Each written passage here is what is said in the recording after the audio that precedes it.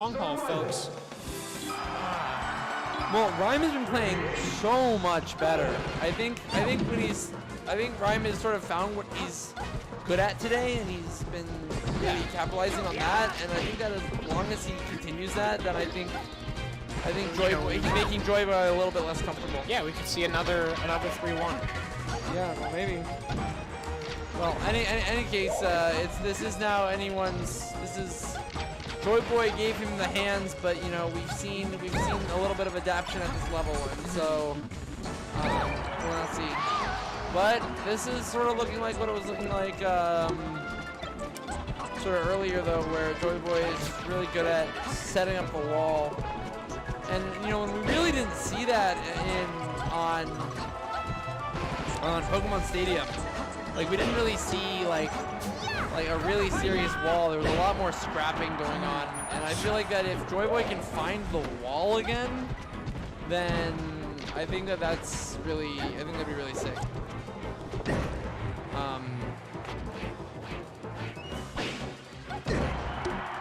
Solid. Good DI. Yeah. Ooh, good. Good use of the up B. I like that a lot. Yeah. Alright. Hey, got the job done. So that's really good.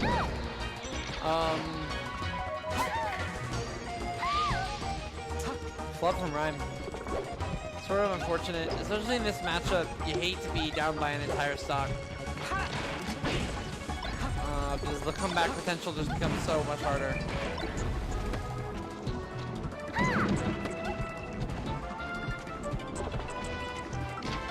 I guess I don't know where Rime would strike to otherwise, but I'm almost surprised they went back here because I feel like that Joyboy has sort of washed Rime on Battlefield.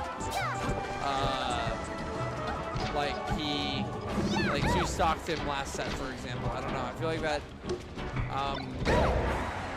because there's bans that you do based on matchup, but I also feel like there's, and wow, a second flub from, okay, this is sort of not, I think Rime just needs to breathe and go and think about it the next game.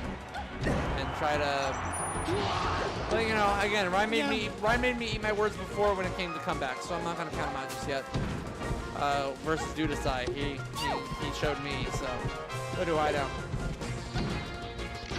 But yeah, in general, if I was to ban a stage versus Joyboy, even though Battlefield is not, you know, a bad stage against Fox, I don't know. I feel like that he seems to be very strong on it. Yeah. So this is certainly.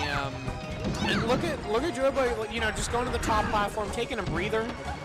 Yeah. The top platform is really high on Battlefield, so like if Peach has trouble getting up there, Joyboy knows that. He definitely seems to be dropping down with the aerials a lot. Yeah. And if you think about it in Stadium, of course, the platforms are very small, and most of the neutral exchanges won't have that. So I think that I think Joyboy definitely really likes those platforms. I think he's just really strong on Battlefield. So yeah, I don't know. Probably would have been a place I wouldn't want to go, but maybe. But we'll see. In any case, Joyboy taking the lead, but set 2. Yeah, and he's starting not to jump into those. I mean, Joyboy, you know, not falling for those down smashes on platforms. And something I broke a record from. Oh, come on. Unfortunate. Yeah. I'm gonna be a broken record because I literally said something similar with, you know, but an hour ago, more than an hour ago in winners finals. But you know, really in this matchup, if you can bait out the down smash, or you not even bait it out, but just if you can if you know the Peach well enough to sort of understand where the down smashes are coming, it gives you like an edge, because then it gives you an extra punish, and it shakes up the Peach a little bit, like at the player level, makes them less confident in their punish. Also, shout outs to Rime. That was like one of the first really good offstage edge guards that he's had all game. So it's good. It's good to. I mean, the conversion when you get it, it's so worth it. I mean, you get the Fox kill, but it's good. Can I just say I noticed something. Some advice for Foxes at all levels. It's said pretty commonly, but not DIing Peaches up throw behind her. we saw Joyboy DI behind Rime on an up throw and then just get down smashed immediately. You up throw into down smash is true if you DI behind Peach. That's always something to keep in mind. And I mean, you know, it's said 2 grand finals. It's extremely late at night. Joyboy's he's gonna forget that eventually. Oh, dot I? Yeah. Yeah. Wow. Nice. You know, it's a bummer because it doesn't look particularly close, but it's important to remember that Rime had 2 major flubs this game. Yeah. One one was basically an SD flub, and the other one made it really easy for Joyboy to convert off of the shine. So that's, I mean, Rime's right up there. You know, these matches. Oh, he's so good at. Joyboy is so good at finding those shines. I mean, I think that's why. You know, if I'm ever afraid for Rime, it's when he's off stage. I mean, that's Joyboy's really good at finding that. I think that. But I mean, again, these games actually have been closer than they look. It's just there's been a couple of really bad flubs that have been costing Rime the stocks. Which I mean, and even though it's late at night, I mean, Joyboy's gonna take those to the bank. You know, that's why. It's the same thing with missing the offstage edge guards. Like when you miss those, like Joyboy's gonna have the maximum punish. I mean, you know, that is part of the part of what it takes to be a great player is can you play, you know, 7, 8, 9 rounds of tournament into the night. Yeah, no, I mean it's a fortitude, definitely. Great smash, Jad. We'll see if Joyboy just goes for up throw back air and compromises on that.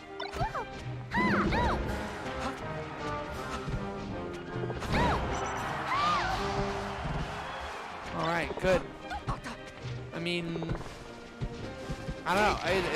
I guess it's. I mean, all I'm gonna say there is like, I think that like it's just so important for Rime to hold center stage, you know, against Joyboy, because I feel like that once Joyboy sets up the wall off stage, then it's sort of Rime's stock, it just sort of evaporates.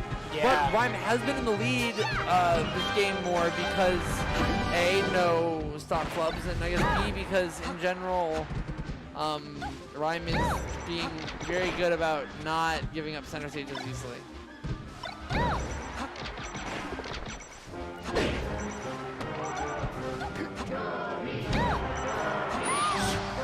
Sort of a weird float height, considering that Fox is on the ledge. Maybe trying to shark out a tournament winner, but it didn't work out for him necessarily. Nice, hello, Mr. Sad.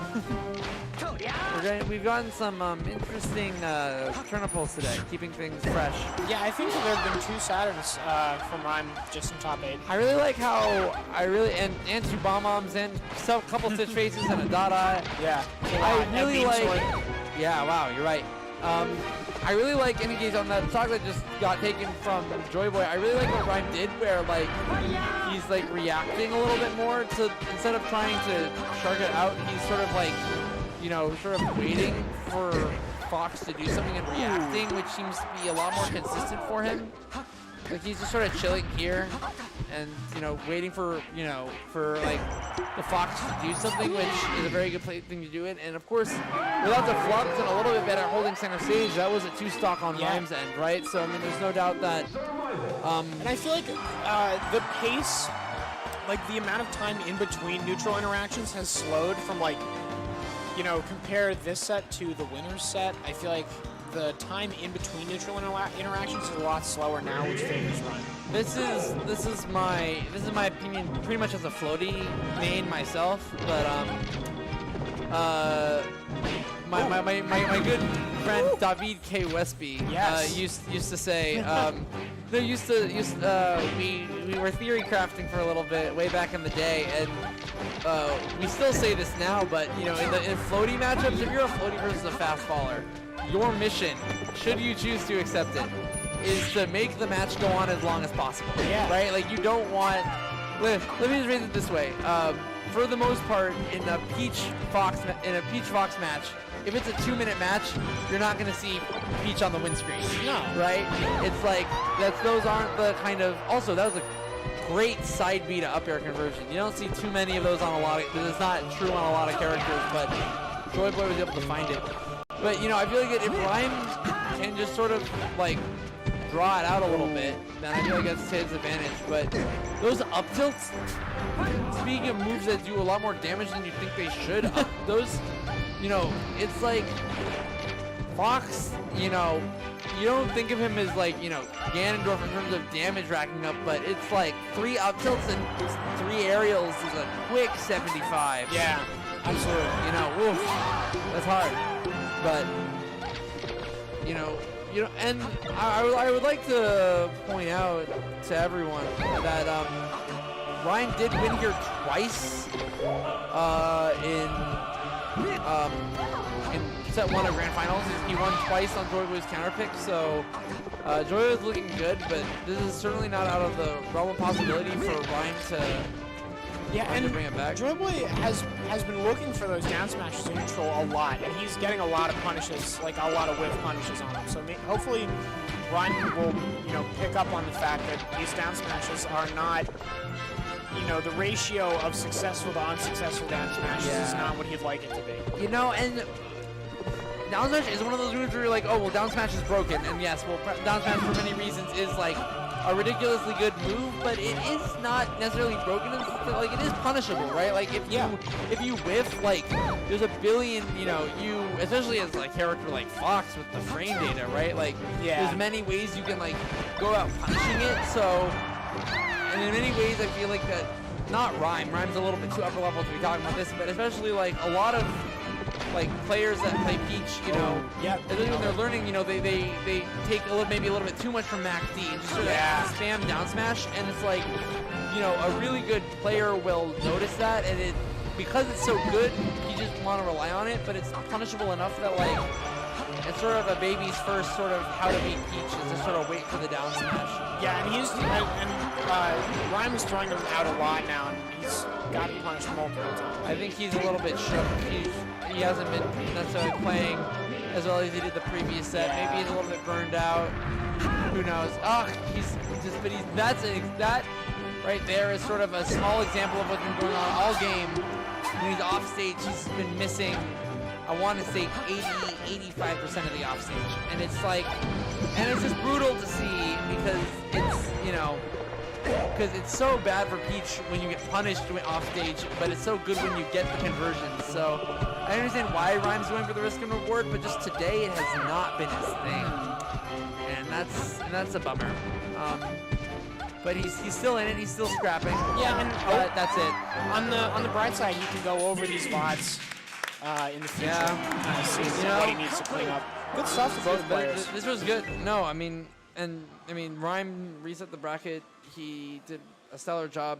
You know, he clearly put on a good show, and we saw a lot of a good back and forth and a lot of good adaptation. So I might actually go play some more Melee. So I think, especially with that, I'm gonna peace out. But it was good commentating with you. Yeah, you too, man. Zia, and I'm Saltmine from MIT, and I hope you guys have a really good stream. Thank you. Yep.